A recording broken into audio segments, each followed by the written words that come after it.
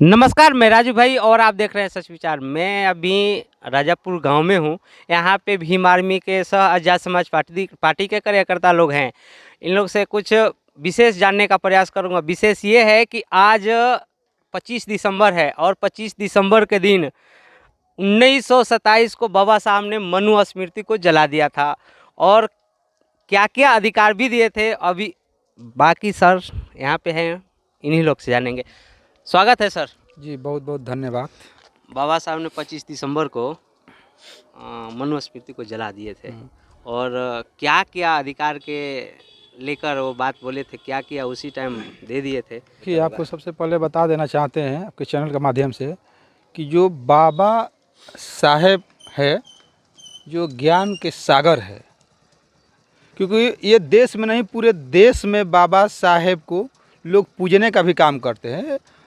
America के जो राष्ट्रपति थे वे कहते कि अगर बाबा साहेब ने हमारे देश के होते तो हमने सूर्य की तरह इनको पूजते, समझे। तो बाबा साहेब जो ये मनु स्मृति जलाने का काम किए ये बेहतरीन किए, क्योंकि मनु स्मृति एक ऐसा ग्रंथ है जो कि जात जात को बांटने का काम करते हैं, भेदभाव को फैलाने का काम करते हैं, ऊंच नीच का भावना पैदा करने का काम करता है मनु स्मृति। आप मनु स्मृति पढ़िएगा तो आपको मनु स्मृति में मिलेगा कि एक अगर कोई बड़ा है और किसी से छोटा है तो उनसे भेदभाव की बात करेगी, ऊंच नीच की बात करेगी, छुआछूत की बात करेगी, आपको समानता के बात नहीं करेगी, आपको अधिकार के बात मनुस्मृति बात नहीं करेगी। तो इसलिए बाबा डॉक्टर साहब भीमराव अंबेडकर जी ने इस मनुस्मृति को 25 दिसंबर 1927 को जला दिए, जलाकर और समानता लोगों में ला दिए और लोग में समान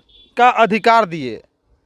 ये संदेश दिए कि सब मनुष्य है, सब एक समान है, कोई छोटा बड़ा नहीं है। और जो भारतीय संविधान में जो अधिकार भी दिए तो सबको समान बराबर अधिकार दिए हैं।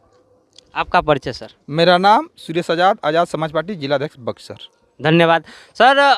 औरतों के क्या क्या जो औरत को दिए तो क्या क्या इससे विशेष दिए? देखिए, औरत को उस टाइम जो संविधान से पहले या बाबा साहब ने जब ये मनु स्मृति को जलाया उससे पहले औरतों का, लेडीज जितने लोग थे उन लोगों का क्या भविष्य था?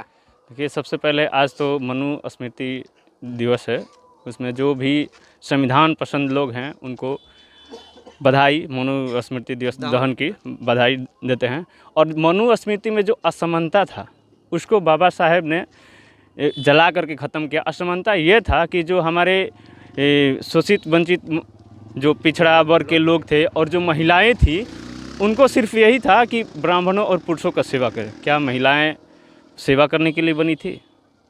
वहाँ तक कि विधवा जब हो जाती थी तो उनको भी मनु स्मृति में जलाया जाता था उनके पति के साथ, ये भी था उसमें प्रथा। तो ये सब जो समाज में कुरीतियाँ थी उसको ख़त्म किए जला करके, और समानता का प्रतीक दिए कि नहीं ये सब चीज़ें बंद होनी चाहिए, इसलिए मनु स्मृति को दहन किए उन्होंने। आपका परिचय सर। शशि भास्कर, भीम आर्मी कार्यकर्ता। ओके, धन्यवाद। तो बाबा साहब ने सब आदमी का, जो इंसान है उनको इंसान के रूप में देखकर और इंसान का क्या रूल होना चाहिए, क्या नियम होना चाहिए, उसको देखते हुए सबको समान बराबर का हक दिए।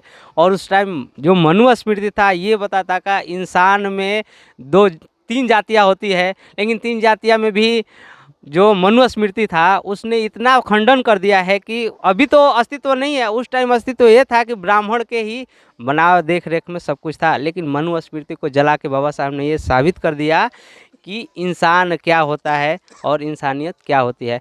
तो वीडियो को लाइक करिए, कमेंट करिए, शेयर करिए। धन्यवाद।